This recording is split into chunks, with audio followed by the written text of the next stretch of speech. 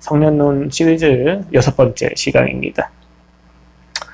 그 중에서 성부와 성령이라고 하는 주제로 3번째 오늘 설교를 하고자 합니다. 학개서 2장 1절로 5절 말씀입니다. 학개 2장 1절로 5절 말씀, 너희 가운데 머물러 라는 제목으로 함께 이야기 나누고자 합니다. 제가 공독하여 드리겠습니다. 7째 달 곧 그 달 21일에 여호와의 말씀이 선지자 학개에게 임하니라. 이르시되 너는 스알디엘의 아들 유다 총독 스룹바벨과 여호사닥의 아들 대제사장 여호수아와 남은 백성에게 말하여 이르라. 너희 가운데 남아있는 자 중에서 이 성전의 이전 영광을 본 자가 누구냐? 이제 이것이 너희에게 어떻게 보이느냐? 이것이 너희 눈에 보잘것없지 아니하냐? 그러자 여호와가 이르노라. 스룹바벨아 스스로 굳세게 할지어다. 여호사닥의 아들 대제사장 여호수아야 스스로 굳세게 할지어다. 여호와의 말이니라. 이 땅 모든 백성아 스스로 굳세게 하여 일할지어다. 내가 너희와 함께하노라. 만군의 여호와의 말이니라. 너희가 애굽에서 나올 때 내가 너희와 언약한 말과 나의 영이 계속하여 너희 가운데 머물러 있나니 너희는 두려워하지 말지어다. 아멘. 성령님의 우주적인 창조가 인간 창조로 구체화가 되었습니다. 우주를 포괄하시는 그분의 운행하심은 이제 우리의 호흡으로 돌아와서 우리로 하여금 생명을 허락하여 주셨고, 그 허락된 생명 가운데서 우리는 비로소 창조의 목적을 따라서 청지기직을 다할 수 있게 될 것입니다. 생육과 번성을 넘어서 정복과 다스림의 삶을 하나님 나라의 질서로 살아낼 수 있을 것입니다. 그때 우리는 비로소 섬길 수 있는 기본적인 조건을 갖추게 되는 것입니다. 세상의 논리에 함몰되어 정복을 당하는 이들은 결국 예수 그리스도의 섬김을 따를 수가 없습니다. 성령님으로 충만하여져서 하나님께서 그 목적과 소명의식을 다시 살리셨을 때에만 비로소 정복과 다스림의 핵심으로서 이 땅을 섬길 수 있는 힘이 생기게 된다는 것입니다. 그리고 이제 오늘 우리는 그 우주적 창조가 구체함에 됨에 있어서 인간 창조를 넘어서 그 다음 단계로 성전을 건축하시는 성령님에 대해서 함께 살펴보고자 합니다. 성령 하나님은 성부 하나님과의 관계에서 우주를 창조하시고 질서를 구체화시키셨습니다. 그리고 그 호흡과 창조의 목적에 이르기까지 하나님은 우리의 일상과 삶, 고민과 아픔에 임재하고 계십니다. 그리고 오늘 본문은요, 그 성전에 임하신 하나님의 영인 성령을 이야기하고 있습니다. 놀랍게도 지금 그들에게 하나님의 임재를 확신할 수 있을 만한 성전은 없습니다.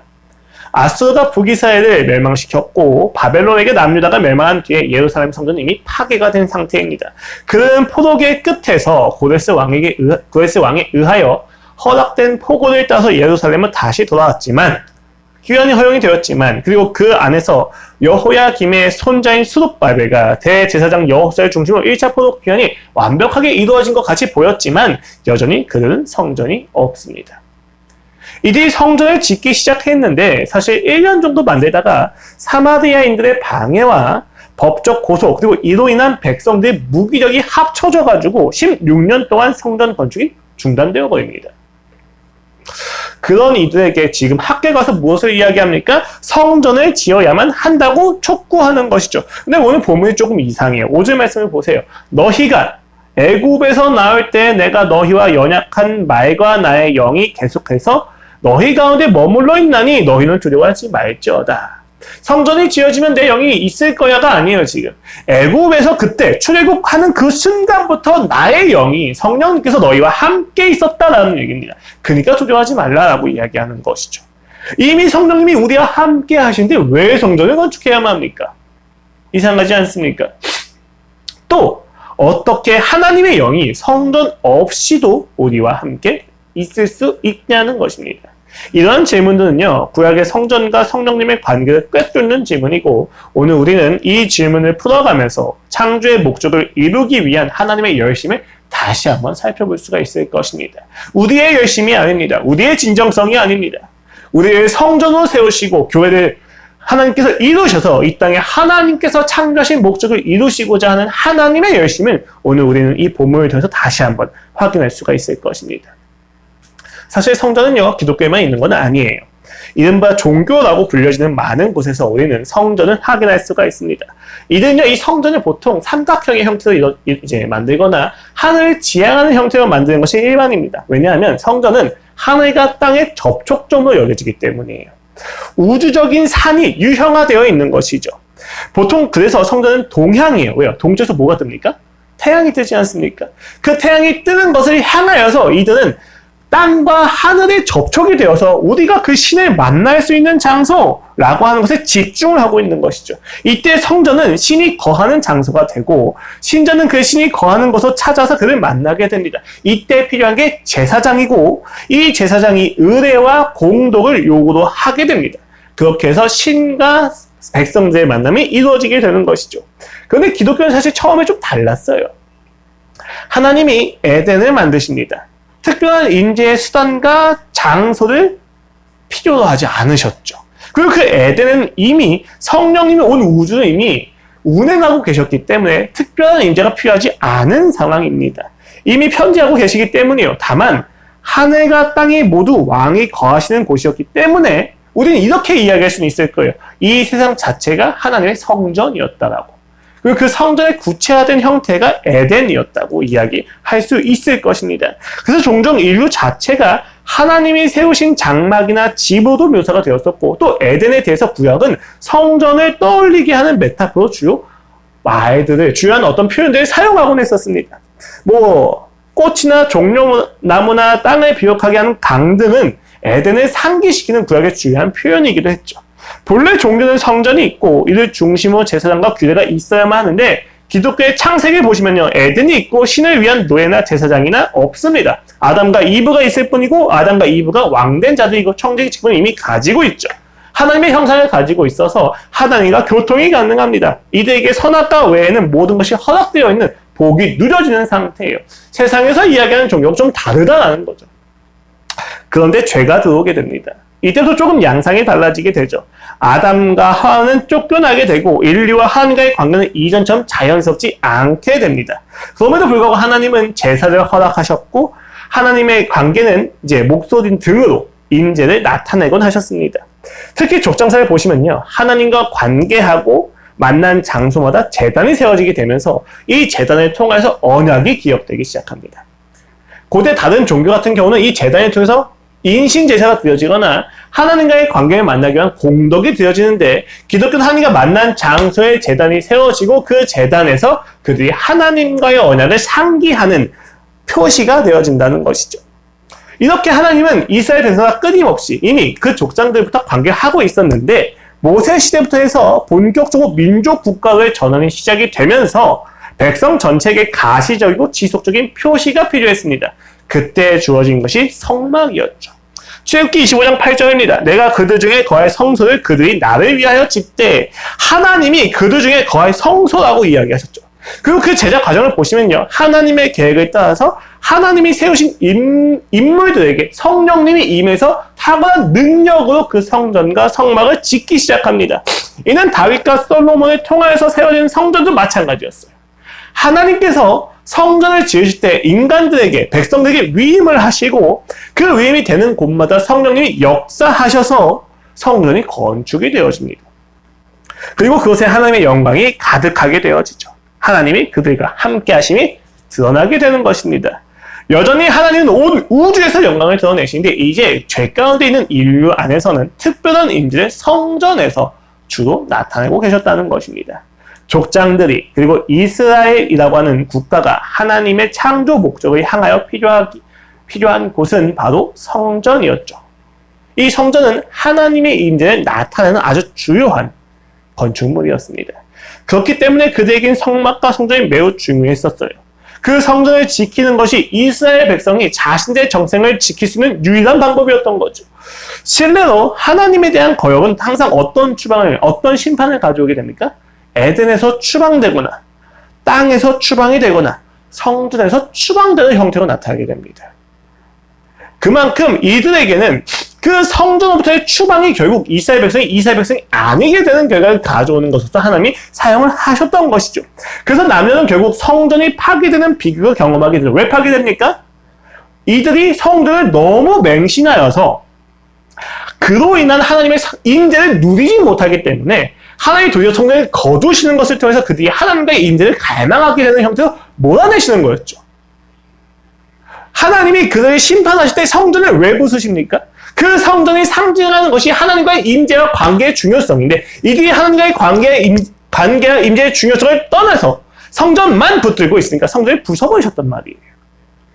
이런 식으로 하나님은요, 성전에 제한되어 있지 않으셨지만 성전을 통해서 자신의 임재를 드러내기를 즐겨하셨던 분이십니다. 그만큼 이스라엘 백성에게 성전은 매우 중요한 하나님과의 표지였다고 우리는 볼 수가 있는 것이죠. 바벨론의 포로 같은 이 시점, 학계의 이 시점에서는 이스라엘 백성이 이제 다시 성전을 세우려고 합니다. 하나님의 임재가 그 국가에 회복되기를 바라는 그들의 염원이었고 갈망이었죠. 그 진정성에 대해서는 어느 누구도 의심할 수가 없을 것입니다. 그렇지 않습니까? 70년 동안 포로된 땅에서 살면서 자신들의 일상이 다 거기에 있습니다. 그것이 그들의 거주지고 그들이 그것의 집이었습니다. 노구의 몸과 죽을 때를 기다리는 그들의 형편을 고려하면 다시 성전을 건축하기 위해서 예루살렘으로 돌아간다 말이 안 되는 것이죠. 그런데 그들이 자신이 70년 동안 몸담았던 땅을 뒤로하고 다시 돌아옵니다. 이들이 얼마나 진정성이 있었는지를 알 수가 있는 이야기죠. 그런데 도착한 그곳에서 그들은 자신들의 기대와는 다른 상황들을 마주하게 됩니다. 매우 초라한 현실들이 있었던 것이죠. 학개서 1장 말씀입니다. 이 성전이 황폐하였거늘 너희가 이때 판벽한 집에 거주하는 것이 옳으냐?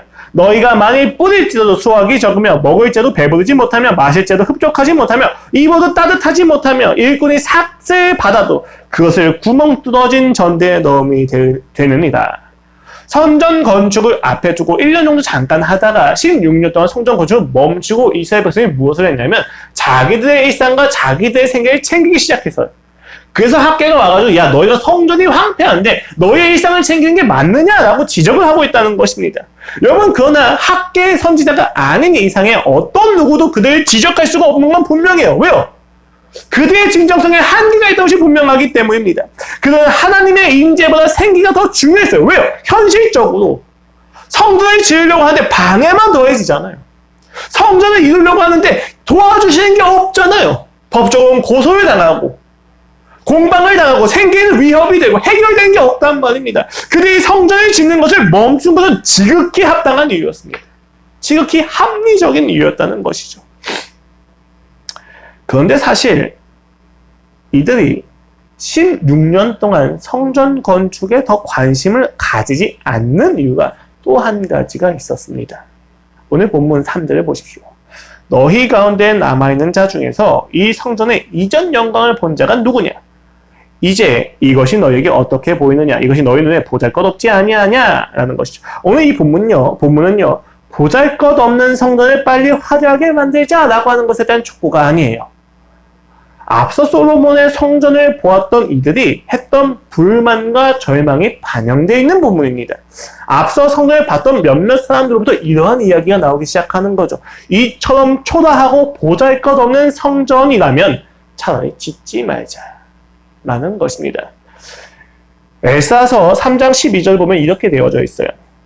제사장들과 레위 사람들과 나이 많은 족장들은 첫 성전을 보았으므로 이제 이 성전의 기초가 놓임을 보고 대성통곡하였으나 여러 사람은 기쁨으로 크게 함성을 지르니 백성이 크게 외치는 소리가 멀리 들림으로 즐거이 부르는 소리와 통곡하는 소리를 백성들이 분간하지 못하였더라. 성전의 기초가 놓여질 때 노인들이 우는 모습이 있었다는 것이죠. 여기 우는 모습은요, 여러분, 단순히 감격에 취해서 우는 모습이 아니라 초라하고 비참해서 이 성전의 영광이 어디 갔느냐에 대해서 가슴을 치고 있는 자들의 눈물입니다. 무슨 이야기입니까? 초라하고 비참하고 하느니 안 하는 것보다 못할 것 같은 조조함에 그들이 성전 건축에 대해서 회의감을 가지기 시작했다는 것이죠. 왜요? 왔을 때 스룹바벨도 있고 여호수아도 있고 제사장도 있고 왕도 있고 이들이 가면 하나님께서 바로 성전을 세워주실 거라고 생각을 했단 말이에요. 그때 그들이 봤던 그 성전의 영광이 회복될 거라고 생각을 했단 말이죠. 근데 갔더니 1년 동안 지지부진하고 그 안에서 화려하게 세워진 영광은커녕 그들의 생계만 위협을 받고 있었다는 것입니다. 이렇게 지을 거라면, 이렇게 화려하지 못하고 초라할 거라면 애초에 시작을 안 하겠다라는 마음이 그들 가운데 자리 잡기 시작했다는 것입니다. 이들이 성전과 관련해 어떠한 착각을 하고 있는지 보이십니까? 여러분, 성전은요, 애초에 화려함이 아니라 성령님의 임재가 있어서 우리가 그를 만나고 하나님의 영광이 드러나는 곳이었습니다. 그런데 이들은요, 성전을 보면서 하나님의 영광이 아니라 자신들의 부유함과 잘남에 취했던 것이죠. 우리 집에 황금송아지가 있어 라고 하는 것처럼 자랑할 만한 무언가가 그들에겐 필요했던 것입니다. 이것이 그들로 하여금 성전 건축을 16년 동안 막아버리게 됩니다. 그럼 이제 보이게 되죠. 무엇이 보입니까? 여러분, 인간이 성전을 짓는 것이 아니라 성령님이 성전을 지으시는 겁니다. 그래서 실제 하나님께서 그 일을 위임하실 때 성령님께서 임재하셔서 그들에게 능력을 주시니까 성전이 세워지는 거거든요. 즉, 성전은요, 인간이 짓는 것이 아니라 하나님이 지으시는 것입니다. 놀랍죠? 이방인의 종교에서는요, 인간이 신을 만나기 위해서 사향의 욕망을 표출하는 수단이 성전입니다. 근데 기독교는요, 하나님의 임재가 드러나기 위해서 위에서 아래로 나타나는 것이 성전이에요. 그래서 기독교의 성전은요, 필연적으로 확장적이고 개방적인 성격을 가지고 있어요. 무슨 얘기예요? 꽁꽁 싸매는 것이 아니에요. 구별된 것이 확장돼서 흘러넘치게 된 것이 성전의 기본 목적이라는 거죠. 이런 이미지 그려보셔도 좋습니다. 세상도 기독교도 성전은 산 위에 있어요. 근데 세상이 산 위에 성전을 세우는 이유는 많은 사람들이 쉽게 올라오지 못하게 위에 짓는 거예요. 근데 기독교는요, 많은 사람들이 이 성전을 보고 그 성전에서 흘러넘친 생명의 물이 아래로 흘러가게 하기 위해서 산 위에 짓는 겁니다. 전혀 다른 거죠. 세상은 고립되기 위해서, 기독교는 흘러넘치기 위해서 성전을 짓고 있다는 것입니다. 이러한 사실은 계시록 21장에서 22장에 묘사되어 있는 새 예루살렘 성전에서 보여요. 어떻게 보입니까? 도시 자체가 성전이 되어져 버립니다.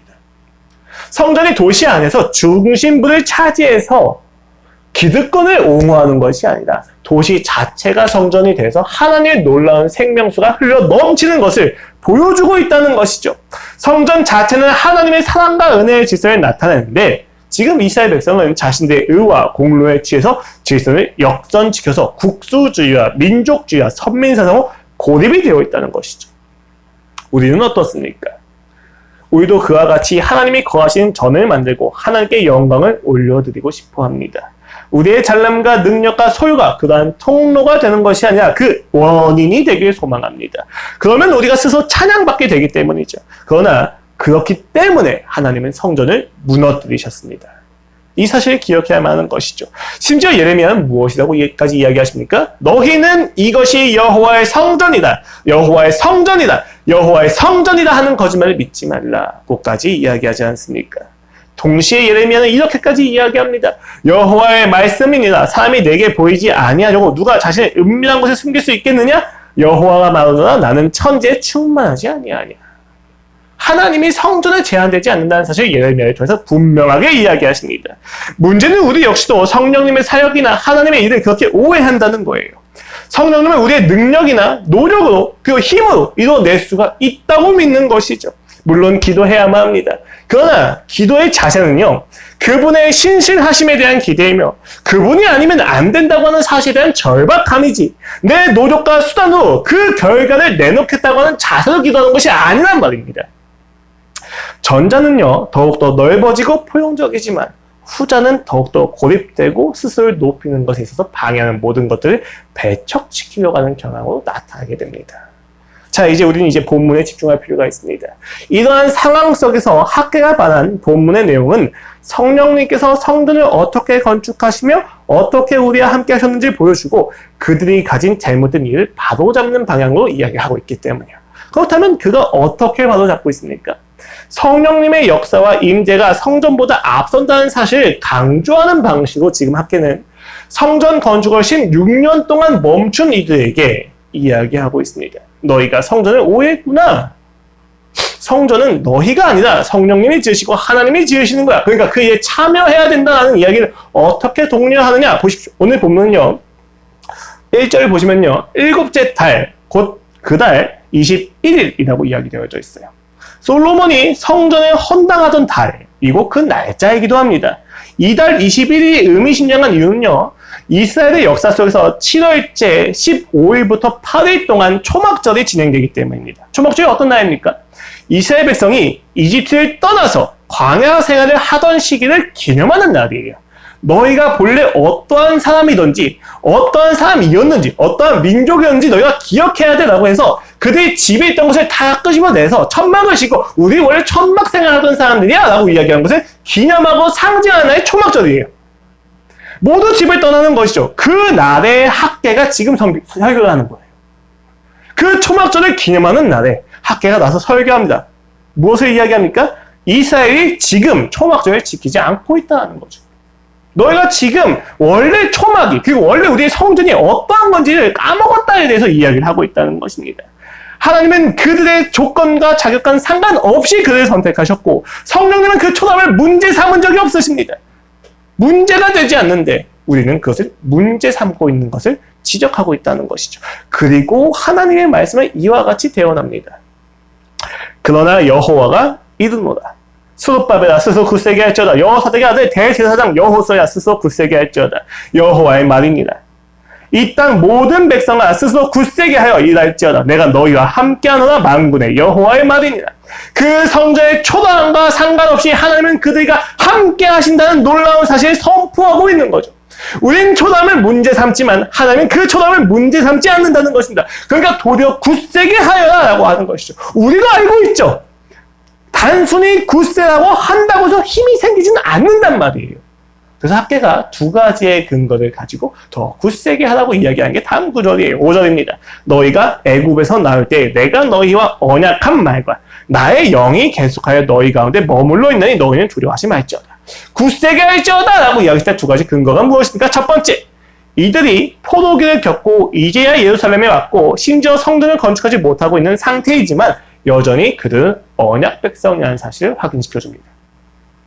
두 번째는 하나님의 영과 성령은 이미 그들 가운데 머물러 있었다는 것을 확인시켜줍니다. 이 두 가지 모두 초막절과 관련해서 출애굽 그리고 광야 생활같이 어려운 시기에도 초라한 시기에도 하나님이 그들과 함께 하셨다는 사실을 보여주는 신실하심을 상기시켜주는 내용들이죠.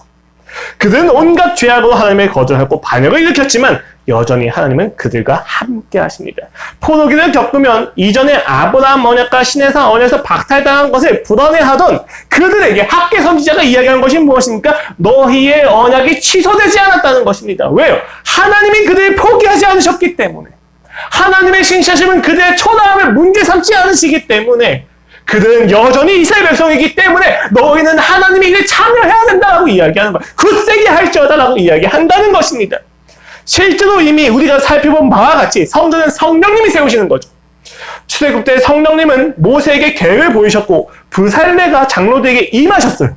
발람과 여호수아 등에게도 영을 부으시면서 성막을 거쳐서 성전까지 이르시지 않으셨습니까? 그 하나님께서 무너진 성전도 다시 세우시겠다는 거예요. 그런데 그 초라함이 무슨 문제가 되겠느냐는 것입니다. 그들이 눈물을 흘리며 그들이 자신의 초라함에 이 초라함으로 하나님이 성전을 지으시냐면 나는 차라리 성전을 짓지 않겠습니다라고 하는 그들의 완악한 마음 앞에서 하나님이 이야기하십니다. 나는 너희의 초라함을 너희의 연약함을 전혀 문제 삼지 않는다 라고 말합니다. 우리의 연약함과 나태함과 게으름과 우리의 많은 부족함들이 있습니다. 그러나 여러분, 이러한 게으름과 부족함으로 인해서 우리가 누리지 못하는 것들이 있을지는 모르겠지만 하나님은 우리의 삶에 그 성전을 세우시는 것에 있어서 교회를 세우시는 것에 있어서 그 창조의 목적을 이루어 가시는 것에 있어서 우리의 이러한 아픔들과 부족함과 악함을 문제 삼지 않으신다는 거예요. 도리어 그 아픔 가운데서 숙성되기를 기도하시고 도리어 그 부족함 가운데에서 부족한 이들의 마음을 공감할 훈련을 시키시는 것이 하나님이시지 않습니까? 성령님이 임하시기만 한다면 우리의 가장 초라한 것도 하나님을 만나는 장소가 된다고 우리는 믿어 의심치 않아야만 한다는 것입니다. 그리고 하나님은 마침내 성전을 통해서 하나님의 나라를 이루실 겁니다. 학께서 6절 이하에서 이와 같이 이야기합니다. 만군의 여호와가 이같이 말하노라. 조금 있으면 내가 하늘과 땅과 바다 육지를 진동시킬 것이요 또한 모든 나라를 진동시킬 것이며 모든 나라의 보배가 이르리니 내가 이 성전의 영광이 충만하게 하리라. 만군의 여호와의 말이니라. 은도 내 것이요 금도 내 것이니라. 만군의 여호와의 말이니라. 이 성전의 나중 영광이 이전 영광보다 크리라. 만군의 여호와의 말이니라. 내가 이곳에 평강을 주리라. 만군의 여호와의 말이니라. 보이십니까? 성전을 다시 세우시면 하늘과 땅과 바다와 육지가 모두 진동을 하면서 영향을 받게 될 것입니다. 그리고 결론적으로는 샬롬, 평강이 임하게 될 것입니다. 초라하게 세워진 성전이지만 왜요? 초라하면 문제가 안 돼요. 왜 그렇습니까? 음도, 금도, 온 인류도 다 하나님의 것이기 때문입니다. 하나님이 부족하신 건 은과 금이 아니에요. 하나님이 부족하신 건 성실과 부지런함과 우리의 놀라운 결단이 아닙니다. 오히려 하나님이 일을 하실 때 가장 방해하는 게 뭐예요? 우리의 성실 아니고 우리의 결단이기도 하지 않습니까? 바리새인들의 성실함과 사두개인들의 그 놀라운 국가를 수호하고자 하는 어떤 그 욕망들이 도리어 그 하나님의 나라를 방해하지 않았습니까?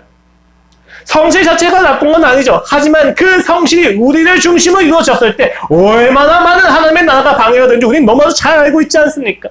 하나님께 문제가 되지 않습니다. 성령님이 임하셔야만 한다는 것이죠. 약한 자를 들어쓰신 하나님의 질서를 우리는 믿어야만 합니다.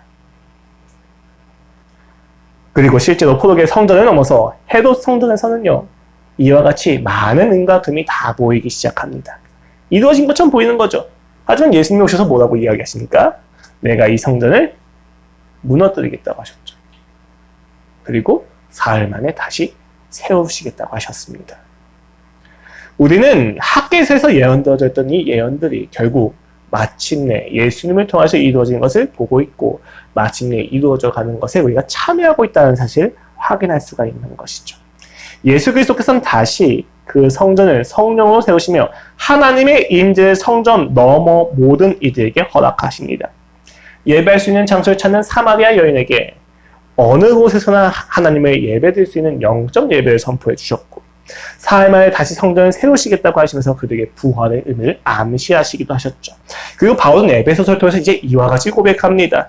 너희도 성령 안에서 하나님이 거하실 처소가 되기 위하여 그래서 예수 안에서 함께 지어져 가느니라까지 이야기하십니다. 그렇게 우리는 하나님의 임재가 가득한 성전이 되어 온 만방에 하나님의 영광을 나타내고 평안을 선포하며 청지 기준을 수행할 수 있게 된 것이죠. 우리의 잘남과 우리의 자격이 어느 곳에서 자격합니까? 단 하나도 없습니다. 오직 예수의 죽음과 부활 앞에서 성령님이 임재하심으로써 우리가 함께 지어져 가는 것이죠. 그리고 하나님의 영광이 온 땅에 가득한 다시 오시는 그날 온 우주가 성전이 될 것을 우리는 보게 될 것입니다. 에덴에서부터 종말에 이르기까지 성령님이 하시는 일입니다. 그 일이 있어서 우리의 초라함이 전혀 문제가 되지 않습니다. 우리의 두려움과 우리의 불안과 우리의 불신은 성령의 성전 거주를 결코 방해할 수 없습니다. 출애굽기 25장에서는 하나님이 분명하게 성전을 성막과 관련해서 이와 같이 말씀하십니다. 거기서 내가 너와 만나고. 성막이 얼마나 화려한지는 문제가 안 되죠. 만나는 게 중요했던 것이지 않습니까? 이제 예수 그리스도를 통해서 우리는 모두 각자 하나님을 만날 수 있게 되었습니다. 영적 예배인 거죠. 무슨 말입니까? 성령님이 우리의 모든 장소와 일상과 생활과 우리의 모든 존재가 성전이 되게 하셨다는 것입니다. 그러니까 화려함을 키우지 마시고 성전이 되셔야만 합니다. 16년 동안 멈췄던 성전 건축을 다시 시작하셔야만 합니다. 내가 이렇게 사는 거는 선도답지 않아. 내가 이렇게 사는 건 선교사답지 않아. 하나님께서 나에게 주셨던 비전에 비하면 나의 오늘날의 현실이 너무 초라하잖아 라고 하는 생각을 다 때려놓으십시오. 신앙이 아닙니다. 우리가 마음에 가지고 있어야 될 유일한 생각은 하나님이 성전을 짓겠다 하셨다면 우리의 일상에서 지어야만 한다는 것이죠. 학계가 이야기합니다. 굳세어질지어다. 굳세게 하라. 우리의 마음을 굳세게 지키셔야만 합니다. 현실과 세상의 논리가 우리를 끊임없이 흔들 때마다 우리는 그 세상의 질서 앞에서 성령님이 주신 우리의 마음을 강하게 지켜야만 합니다. 성령님이, 하나님이 곧 교회가 아니에요. 성령님이 교회를 지으시는 거죠. 오랜 기간 동안 교회는 성령과 교회를 동일시했어요. 특히 천주교 전통이 그랬는데 성령님을 7가지 성례에 제한시켜버리죠. 사자를 통해서 부여되는 것 정도로만 이해했단 말입니다. 교회를 유지하고 확장하고 동일시되어 있는 성령을 믿다 보니까 그들의 일상적인 삶에서 실제적으로 역동적인 삶이 사라지게 된 것입니다. 그러나 성령님은 교회를 세우신 분이시고 종말에 이르기까지 교회로 하여금 견디고 버티고 예수 그리스도를 아는 지식으로 충만하게 하시는 분이십니다.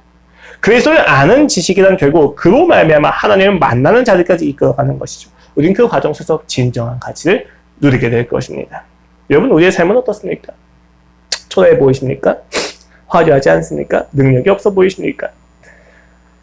그러나 성령님은 아무런 방해를 받지 않으십니다.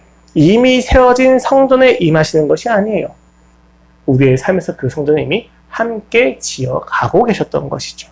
이미 그분은 출애굽한 그 순간부터 우리 가운데 머물러 계십니다. 그리고 우리의 삶에서 바르게 교회가 세워지기를, 성전이 세워지기를 바라시는 거죠. 그 성전이 세워지는 사람들이 모여서 교회가 되는 것이지 않겠습니까? 그러니까 일어납시다. 이미 우리 가운데 머물러 계신 성령님을 믿고 말할 수 없는 탄식과 애타는 심령으로 들은 바를 말하시는 성령님을 간구합시다. 한 걸음씩 한 칸씩 세워져 갑시다. 알 수 없는 미래이고 우울하기만 하는 시고 분노가 가득한 과거입니다. 그러나 그 모든 영역에서 예수님만 보일 수 있기를 우리는 기도해야만 합니다. 그것이 성령님이 우리에게 주시는 부르심이기 때문이죠. 오직 그를 통하여 그는 우리를 그의 성전으로 세우시며 그 영광과 임재를 온 인류에게 흘려보내시고 마침내 경배를 받아내실 것입니다.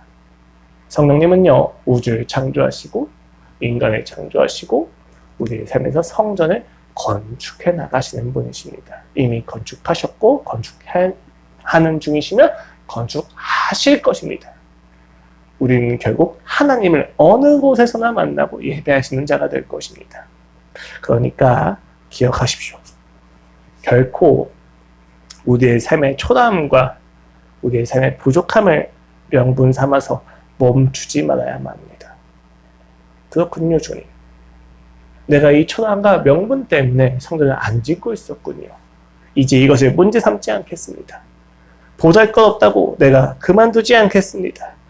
하느니 안 하느니만 못하지 않겠느냐라는 마음을 가지지 않겠습니다. 굳세게 하겠습니다. 마음을 굳세게 하여 우리 가운데 머물러 계신 나의 자격과 조건과 상관없이 나를 만나주신 하나님을 찬양하겠습니다. 두려워하지 마시고 그 임재 가운데에서 임재를 더욱더 갈망하기를 바라겠습니다. 기도하시겠습니다. 하나님 아버지 감사합니다. 우리의 삶이 참으로 초라하고 힘이 듭니다. 그 현실이 우리를 끊임없이 막습니다. 그러나 주님은 우리의 현실을 탓하지 않으십니다. 주님은 우리의 보잘것없음을 문제 삼지 않으십니다. 보잘것없이 하나님을 만나는 나를 문제 삼는 것은 나입니다. 아버지, 보잘것없다면 보잘것없는 데로 나아가게 하여 주시옵소서. 겁이 많다면 겁이 가득한 상태로 나가게 하여 주시옵소서. 우울하다면 우울한 대로 하나님을 만나게 하여 주시옵소서. 우리의 현실과 조건이 하나님이 되도록 놔두지 말아 주시옵소서. 이제 오늘 우리가 이 말씀을 듣고 말씀을 지키면서 마음을 굳세게 하기를 소망합니다. 우리의 마음을 굳세게 하시고 두렵지 말게 하여 주시옵소서. 그리하여 오늘 우리의 삶에서 주어진 한 칸의 그 삶도 성전이 되어 우리가 예배드리게 하여 주시옵소서. 감사합니다. 주님, 예수 그리스도의 이름으로 기도합니다. 아멘. 각자 기도하심으로 예배 마치겠습니다.